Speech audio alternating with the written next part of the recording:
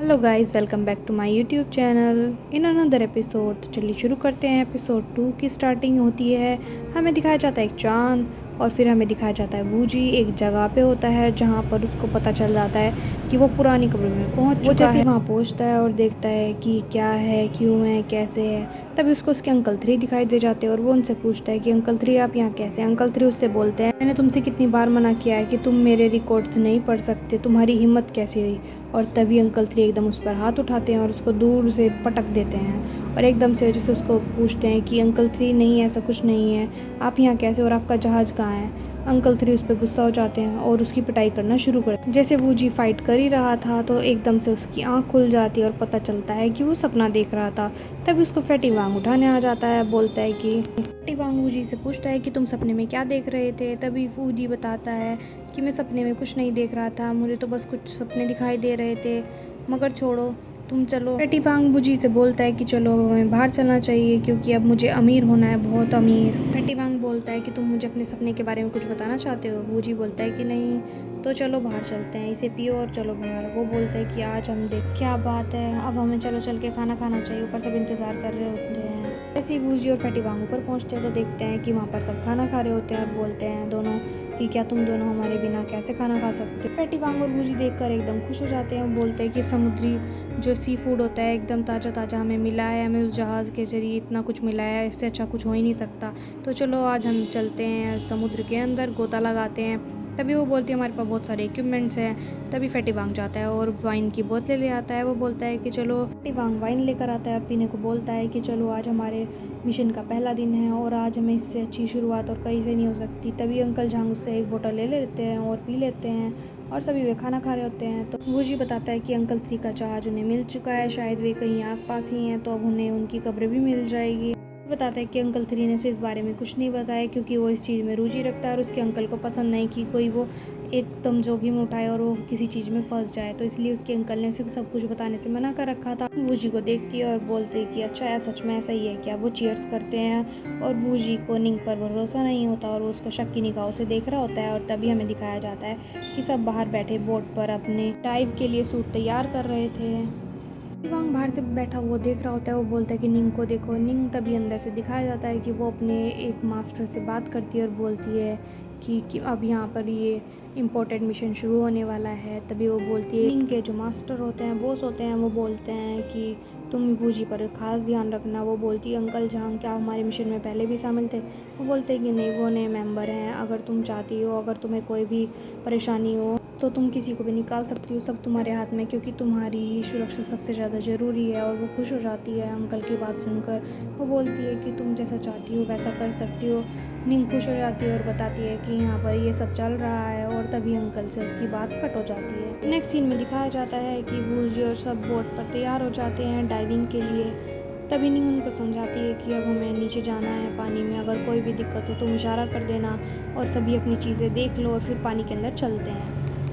अब वे सब पानी में आ चुके थे और वहाँ पर नीचे उतरते हैं और देखते हैं कि यहाँ पर पुराने जहाज़ की चीज़ें हैं। तो ये समझ जाते हैं कि वे कहाँ हैं। वो बोलते हैं कि हम बिल्कुल सही दिशा में हैं और हम बिल्कुल ही उस जहाज़ के पास हैं जहाँ पर वो कब्र हो सकती है। तो चलो यहाँ से सब कुछ अच्छे से देखते हुए चल रहे थे। तभी पता चलता है कि वूजी के अंकल भी वहाँ पर आए हुए थे क्योंकि उन्हें उनका सामान मिलता है। तभी वूजी बोलता है कि चलो हम सही दिशा में हैं। जी बोलता है सबको अपने सामान चेक कर लेना चाहिए, कोई किसी चीज़ की कमी तो नहीं है। तभी वे गुफा में पहुंचते, तभी वहाँ एक दीवार मिलती है। वूजी उसको काट कर अंदर जाने की कोशिश करता है, तभी बोलता है कि खुल नहीं रही। तभी फैटी वांग बोलता है कि ज़ोर लगाओ इसको, ऐसे करो ऐसे करो। तभी वो साइड में से देखते हैं बाल जैसा कुछ दिखाई देता है दीवार के पास से। वो एकदम अंदर चला जाता है, उन्हें पता ही नहीं होता है वो क्या होता है। तभी वो बोलते हैं कि चलो।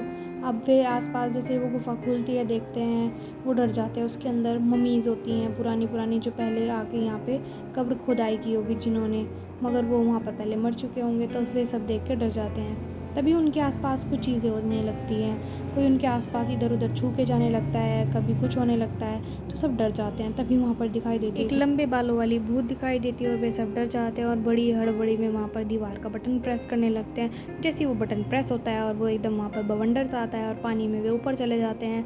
जैसे ऊपर जाते हैं वहाँ कुआं सा होता है और वहाँ पर ऑक्सीजन लेवल चेक करते हैं और पता चलता है ऑक्सीजन बिल्कुल ओके है। तभी सब आपस में डिस्कस कर रहे होते हैं कि वो क्या चीज़ हो सकती है। वो बोलता है कि वो भूत जैसा था, मैंने देखा है, तभी वो बोलते हैं कि अरे वाह, यहाँ पर तो ऑक्सीजन पूरी है और हम यहाँ पे सांस भी ले सकते हैं। आसपास पुराने रखे हुए सामान को देखकर सभी खुश हो जाते हैं, खासकर फैटी वांग। वो बोलता है कि ये तो बहुत ही महंगा बिकने वाला है, मैं तो अमीर होने वाला हूँ। इधर अंकल जहाँ इधर उधर देख ही रहे थे, तभी उन्हें कुछ निशानों जैसा कुछ दिखाई देता है। वो देखते हैं, बोलते हैं कि यहाँ पर हमसे पहले कोई और भी आ चुका है, मगर वो कोई इंसान नहीं है। और ये देखो चिपचिपे बदबूदार निशान कितने बुरे हैं। और ये शायद इधर बर्तनों की साइड जा रहा है, शायद इनमें कोई हो सकता है पुरानी चीज़ों में कोई छुपा हुआ जो हम पर हमला कर सकता है, तो हमें इससे बच के रहना पड़ेगा। तभी फूजी उसको स्मेल करके देखता है, बहुत गंदी आती है। वो तभी एकदम फैटी वांग की नाक पर लगाता है और वो वहाँ पर थोड़ी कॉमेडी वाला सीन हो जाता है। और आगे हमें दिखाया जाता है वूजी और फैटी वांग तब इधर उधर देख रहे होते हैं, और तभी उनको वो वहाँ पर रखे हुए बर्तन आपस में हिलते हुए दिखाई देते हैं। तो वो समझते हैं कि इसके अंदर कोई कुछ हो सकता है। तभी फैटी वांग अपनी बंदूक निकालता है, जैसे उसे मारने लगता है तभी पता चलता है वो तो अंदर से खाली होता है। वो वैसे हिल रहा होता है, उसके पीछे एक कब्र जैसा कुछ होता है, मगर उसके अंदर कुछ नहीं होता। वूजी बोलता है तो किसी बच्चे की कब्र जैसी है, मगर इसके अंदर कोई बच्चा नहीं है। तभी फैटी वांग बोलता है इसके अंदर कुछ मोती भी होना चाहिए। तभी वूजी और फैटी वांग बोलते हैं कि तुम बहुत लालची हो रहे हो, तुम्हें इतना नहीं सोचना चाहिए। तभी फैटी वांग बोलते हैं कहाँ हो तुम बच्चे। तभी वूजी उसे डांट देता है और मना कर देता है कि तुम उसको ऐसे नहीं बुला सकते, क्योंकि वो मिंग राजवंश का हो सकता है, तो तुम्हें ऐसा नहीं करना चाहिए। तभी वे वहाँ पर सब अपने कपड़े पहन रहे होते हैं। तभी पीछे से एक बर्तन गिरता है। तभी फैटी वांग बोलता है कि इसके अंदर कुछ भी होगा, मैं सबसे पहले से गोली मार दूंगा। और वो बोलता है कि मैं इसके पीछे पीछे जा रहा हूँ। तभी सब उसके साथ होते हैं और देख रहे होते हैं कि ये ऐसे हिल क्यों रहा है। तभी फैटी वांग बोलता है कि मैं इसको देखता हूँ। तभी वो उसके जैसे पीछे जाना शुरू करता है, तभी वो बर्तन आगे की ओर खिसक जाता है। तभी सब डरे हुए होते हैं और देखते हैं कि ऐसा हो क्यों रहा है, इसके अंदर कौन है, हमें कोई दिखाई क्यों नहीं दे रहा। निंग चुपचाप सबकी बातें सुन रही होती है, क्योंकि उसको तो पता है क्या करना है क्या नहीं। वो तो अपना अलग ही प्लान बना कर आई है। फैटी वांग निंग से बोलता है कि देखो मैं आगे जा रहा हूँ, तुम मेरे पीछे पीछे रहना। तभी निंग बोलती है कोई बात नहीं। वो तो जैसे उसके पीछे जाने लगते हैं, वो बर्तन आगे की ओर खिसक जाता है और वो डर जाते हैं।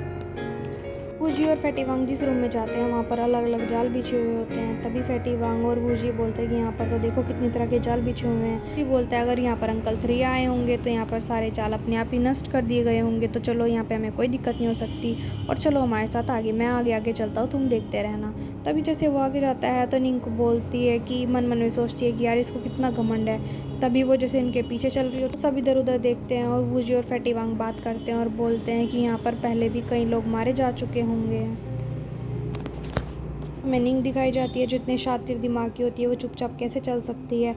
उसने देखा वहाँ पर, समझा कि यहाँ पर कैसे गोली चल सकती है या तीर चल सकते हैं। तभी ज़मीन में फूल जैसा कुछ बना होता है और निंग उसको दबा देती है और तभी उन पर तीर चलने शुरू हो जाते हैं। तभी वहाँ पर अंकल झांग आकर उनको बचाने लगते हैं। कभी फैटी वांग बचाने लगता है, कभी वूजी बचाने लगता है। वो डर जाते हैं कि वो कहीं मर ना जाए तीर लगने से, क्योंकि उन पर जहर भी लगा हो सकता है। तभी वे उससे बच रहे होते हैं इधर उधर आते हुए तीरों से। वहाँ पर तीर की बारिश हो रही होती है। तभी निंग बचने के लिए वूजी को अपने आगे कर देती है और बचते हुए वहाँ से निकल जाती है। तभी फैटी वांग को दिखाया जाता है कि उसको भी बहुत सारे तीर लगे हुए होते हैं, और निंग अपना रास्ता निकालती है और वहाँ से चुपके से चली जाती है, हंसते हुए कि उनके हाल पर उनको छोड़कर। तभी फैटी वांग और वूजी दोनों बचकर साइड में आ जाते हैं। वो बोलते हैं अरे कुछ तो गलत है, हमें दर्द क्यों नहीं हो रहा, हमारे तीर लगे हैं। वो बोलते हैं अरे हाँ तुम सही कह रहे हो। जैसे वो देखते हैं अरे ये तो तीर ऊपर सिर्फ कपड़ों पे चिपके हुए हैं और इनसे कुछ नहीं हो रहा। वो बोलते हैं कि अच्छा है हमें मरे नहीं। और फैटी वांग वहाँ पर बैठे हुए इन तीरों से खेलते हुए हैं और बोलते हैं कि ये तो बड़ी मज़ेदार चीज़ है, चलो अब हमें यहाँ से बाहर निकलना चाहिए। झांग बोलता है कि वो बहुत ही तेज़ था और वो वहाँ से जा चुका था, और निंग ने हमें धोखा दिया है, वो यहाँ से जा चुकी है। तभी वो अपना मास्क उतारता है और वूजी और फैटी वांग के सामने मुँह खोल कर दिखाता है। तभी फैटी वांग बंदूक तान देता है, पता नहीं कौन है। तभी जैसे वो मास्क हटता है तभी पता चलता है कि ये तो शाओगा है, और शाओगा को देखकर वूजी और फैटी वांग दोनों खुश हो जाते हैं। वो बोलते हैं कि तुमने हमें झूठ क्यों बोला, तुमने हमें सच्चाई क्यों नहीं बताई। बोलता है कि अगर मैं सच्चाई बता देता तो निंग मुझे अपने साथ नहीं आने देती और मैं इस तुम्हारे साथ नहीं हो पाता फिर यहाँ पर, और तुम फंस जाते, और निंग हमें धोखा देकर जा चुकी है।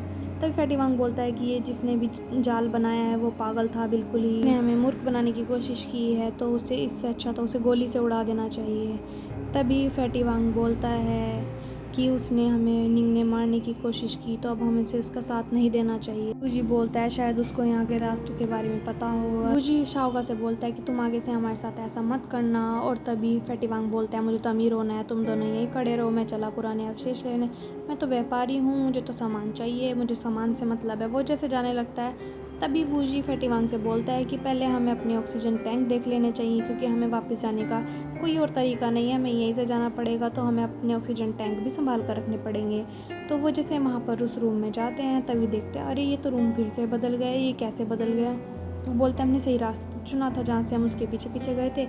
जैसे जैसे वे इस रूम में आते हैं वो एकदम बदल जाता है, वहाँ पर उनको पहले जैसा कुछ नहीं मिलता।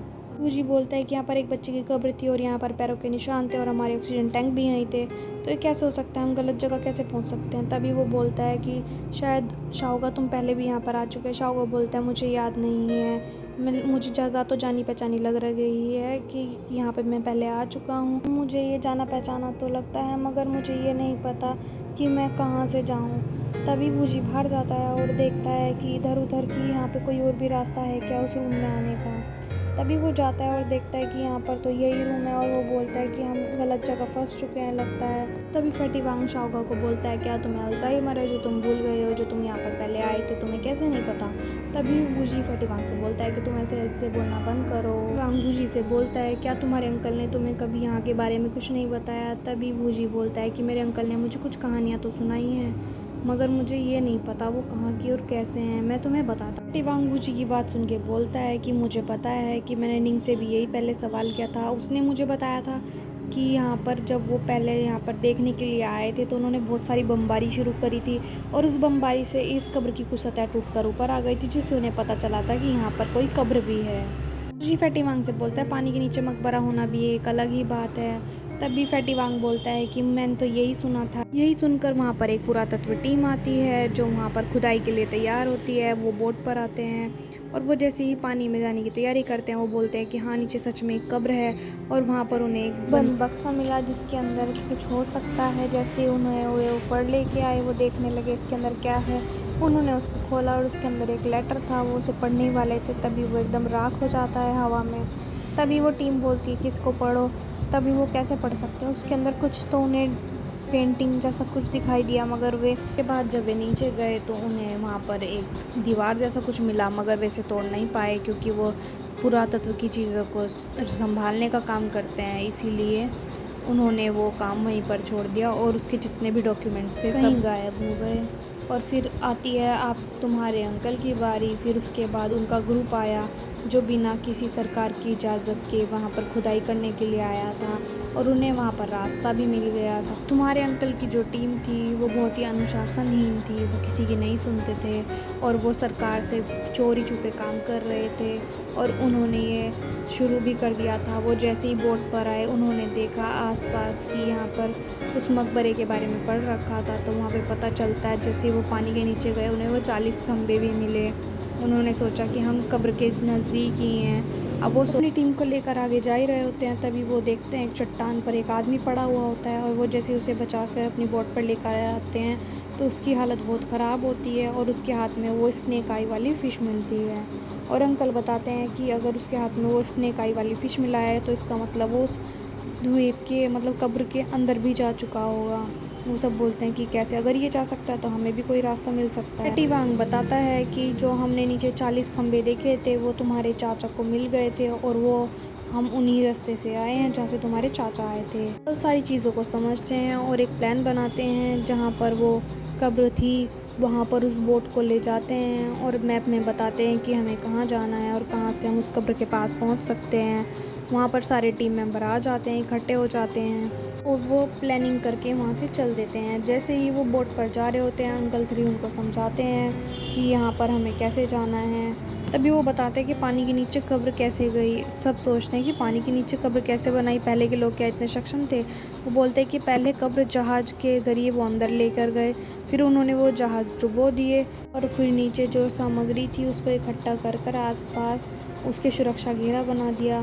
तभी अंकल 3 आंटी वैन से बोलते हैं कि देखो आज अब वो समय आ ही गया है जो हमें कब्र मिलने वाली है और वो इस बारे में बात करते हैं। फैटीवांग बोलता है और अब अंकल तुम्हारे निंग की कंपनी के साथ मिलकर फिर से वही खोज करना चाहते हैं जो आंटी वैन के साथ उन्होंने देखी थी। फैटीवांग बोलता है कि निंग को मुझसे झूठ बोलने की ज़रूरत नहीं थी, जब तक अंकल उसके साथ ईमानदार हैं तो वो हमसे झूठ क्यों बोल रही है और हमारे से कुछ क्यों छुपा रही है। इवांग बोलता है कि दोनों में से तो कोई झूठ बोल रहा है और एक सच बोल रहा है। वूजी बोलता है मुझे याद है एक बार अंकल पुराने टाइम में कहीं बाहर गए हुए थे बहुत लंबे समय के लिए।